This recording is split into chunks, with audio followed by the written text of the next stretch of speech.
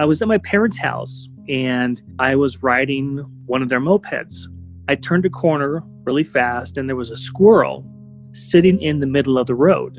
So in order for me to avoid hitting the squirrel, I made this huge right turn and I crashed into a tree. And I hit in such a way that I had to have the tendons on my right hand surgically reattached to the bone. So the day of the surgery comes, and I have never had a surgery before.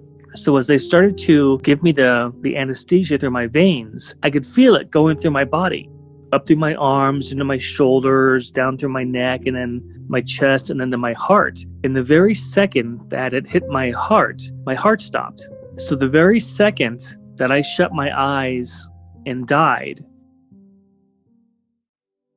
I opened up my eyes and I was standing in the most beautiful, perfect marble building that I could ever imagine. And as far down as you could see, you couldn't see an end to this corridor. On the left-hand side were these beautiful, ornate doorways or tunnels that looked like they had been cut out of the marble. To the very right of those doorways, about 4 feet, there were these tables, and they each had 4 benches around the table so people could sit at each end of the table. During this whole process, there was somebody who was standing next to me, who was talking to me in my left ear. I never saw this person, but throughout my whole near-death experience, it was a guy who was standing next to me telling me what I was seeing and what I was looking at. He told me this was an orientation center. And I didn't think at the time anything about that I was having surgery or that I had an allergic reaction and that I had died. That didn't even occur to me. I was totally simply engrossed in what I was seeing. And so I just listened. There were 2 people sitting at each one of these tables as far down as you could see. My guide told me to walk over and look inside the first tunnel. Inside the tunnel, I could see stars. And I could see planets, and I could see galaxies. It was absolutely a magical experience. That is a tunnel that people come through when they die. My guide then said, look up to your left and look at the next doorway. So I looked up to the next doorway, and there was a man that was coming through, and he had his right arm on his left chest. And my guide said he had died from having a heart attack. He looked very dazed. He looked very confused about what was going on. So the woman that was right in front of his doorway stood up. She walked over and she took his hands in hers. And she walked over and she sat him down across from her at this table. And I could see that she was talking to him, but I was too far away to see what she was actually saying.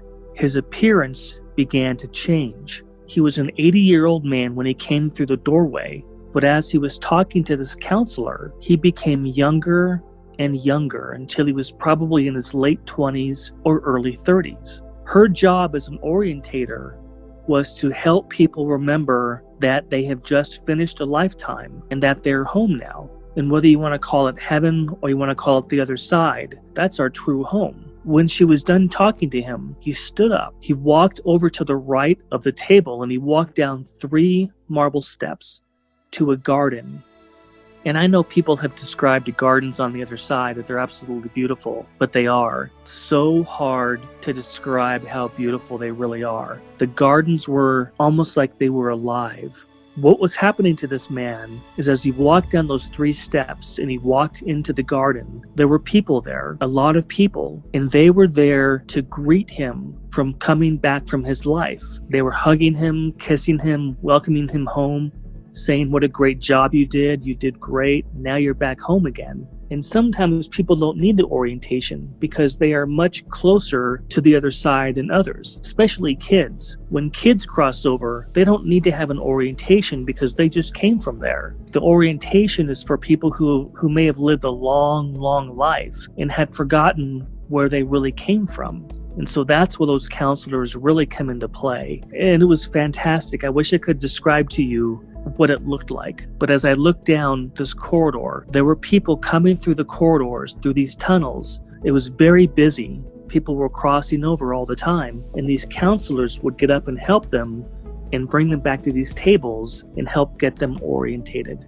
So the building he took me to next was another Greco-Roman building with white columns, beautiful white Grecian Roman columns out front. And they were formed in a circle with a dome on top.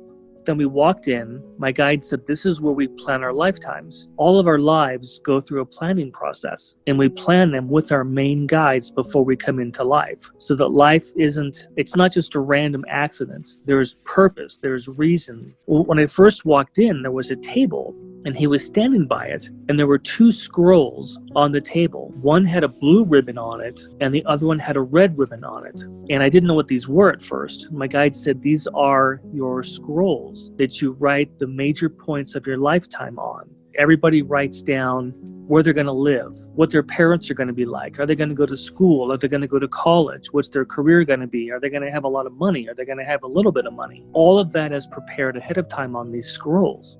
Picked up the blue scroll, and I opened up the scroll on the table. And when I tried to read it, all of a sudden the scroll folded back up again. And my guide said, I'm not allowed to read that until I finish this lifetime. But he was trying to show me that our lives aren't an accident. Everything is actually planned out for a reason. He said we forget it because if we knew what we were supposed to do, we wouldn't be testing ourselves. He took me to a meadow, beautiful flowing mountains or hills. And all of a sudden, I saw animals come jumping down that hill. And he said, every one of these animals that you've ever loved, or that anybody has ever loved, is on the other side. As I was standing there, I could see 2 of my dogs, and I could see 2 of my cats running down the hill. And all the animals play together until their loved ones from Earth cross over to the other side and come back and get them. It was such a feeling of unbelievable love that they're all there waiting for you, and that they play with each other, and that they're happy. And then the last thing that happened is my guide took me to this field. As I was standing there, another gentleman walked up. He was about 2 feet from me, and he was so bright that I couldn't see his face. All I could see was that he was wearing a white robe with a red sash around the waist. He lifted up his hands and he said, you must tell them there is no death.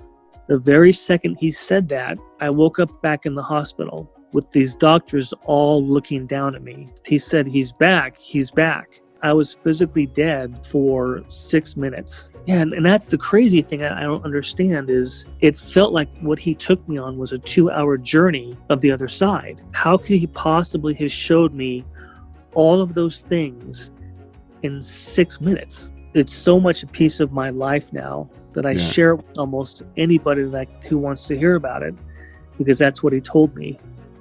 If you'd like to hear a bit more about what he saw in heaven, there's a full unedited interview here where he talks about a library that he went to, a place where he got to review his past lives. Go ahead and click right here. If you are new to the channel, you can go ahead and subscribe by clicking on my face right there. Thanks for watching, and hope to see you again next time.